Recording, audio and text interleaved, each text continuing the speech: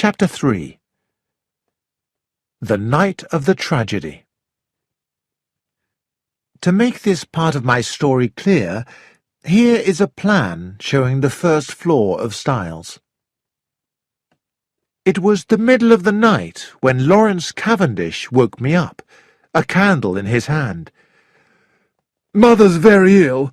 We can hear her calling, but she's locked the door."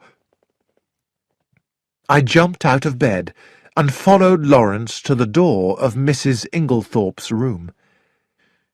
John Cavendish joined us and tried to open the door, but it was locked or bolted on the inside.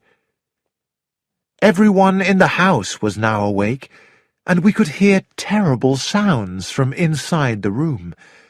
We had to do something. "Go through Mr. Inglethorpe's room, sir," said Dorcas the maid. "Oh, my poor mistress!" Suddenly I realized that Alfred Inglethorpe was not with us. When John opened the door of his room, we saw that his bed had not been slept in. But the door from his room to Mrs. Inglethorpe's was also locked or bolted on the inside. "Go and get Dr. Wilkins at once," said John. "I'll try the door from Cynthia's room." He ran quickly to Cynthia's room. Mary Cavendish was there, shaking Cynthia, who seemed to be sleeping very deeply, and trying to wake her up. In a moment he returned. "Mary says that door is bolted too. The door in Inglethorpe's room is the thinnest. We'll break it down." After some effort, the door finally broke open, and we fell into the room, Lawrence still holding his candle. Mrs. Inglethorpe was lying on the bed, her whole body shaking and twisting violently. She had knocked over the table by the bed. John lit the gaslight, while I unbolted the door to the corridor. I looked at Lawrence. His face was white. His eyes were terrified, and his hand that held the candle was shaking so much that candle wax fell on the carpet. He was staring at something on the wall behind me, but when I turned, I didn't see anything strange. Ashes were burning quietly in the fireplace, and on the mantelpiece there were vases full of pieces of paper used to light the fire, and some ornaments. Mrs. Inglethorpe seemed to be a little better, and she gasped, "Better now. Very sudden.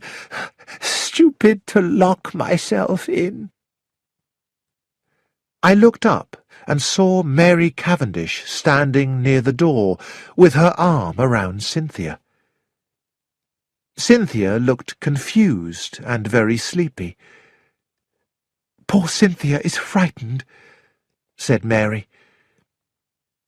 I noticed that Mary was dressed in her white Land Army uniform, ready for work. So it must be early. Indeed, the clock said it was 5 in the morning. Suddenly, Mrs. Inglethorpe gave another cry of pain, and again her body shook and twisted violently. John and Mary tried to give her a drink of strong brandy, but we could do nothing to help.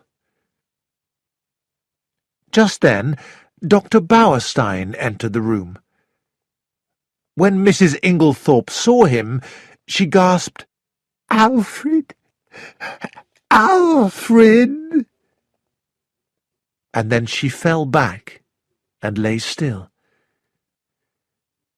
Dr. Bauerstein tried to bring her back to life, but I think we all knew it was too late. Finally, he stopped and shook his head. Then Dr. Wilkins, the family doctor, rushed in. "Very sad," he said quietly, looking at the bed. "Poor dear lady. She must have had a heart attack." "But you didn't see how violently her body shook and twisted before she died," said Dr. Bauerstein, watching Dr. Wilkins closely. "I'd like to speak to you in private." We left the two doctors alone, and I heard them lock the door to Mrs. Inglethorpe's room as we went downstairs. Dr. Bauerstein's behaviour had given me an idea. Speaking quietly so no one else could hear, I said to Mary, "I believe Mrs. Inglethorpe has been poisoned. I'm certain Dr. Bauerstein thinks so." "No, that can't be true," gasped Mary, her eyes wide and her face pale. She looked as if she might faint. "Please leave me," she said when I tried to help her. "I want to be alone for a moment." Although I didn't want to leave her, I joined John and Lawrence in the dining room, and after a short silence I asked, "Where is Mr. Inglethorpe?" "I don't know," said John. "He's not in the house." Where was Alfred Inglethorpe? I wondered.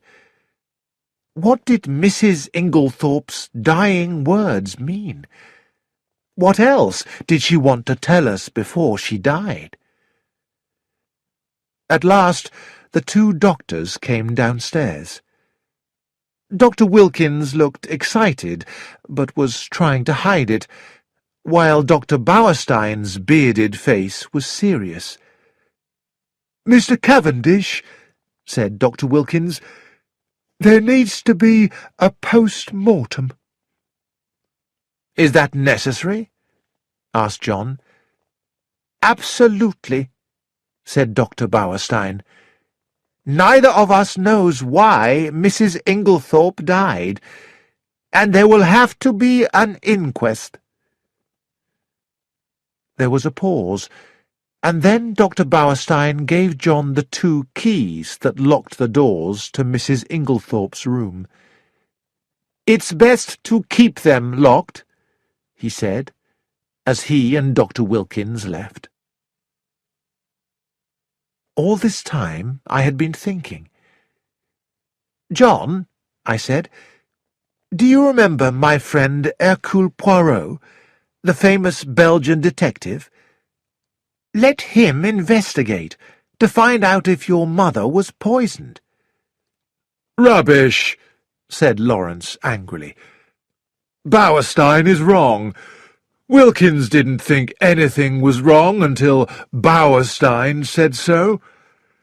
Because Bauerstein is an expert on poisons, he sees them everywhere.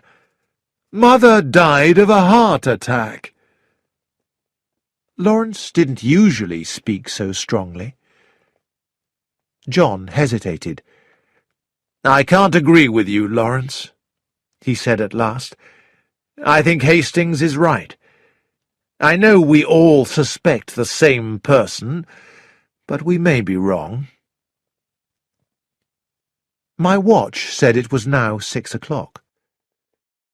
Before I went to see my friend Poirot, I looked in the library downstairs, where I discovered a medical book that described strychnine poisoning.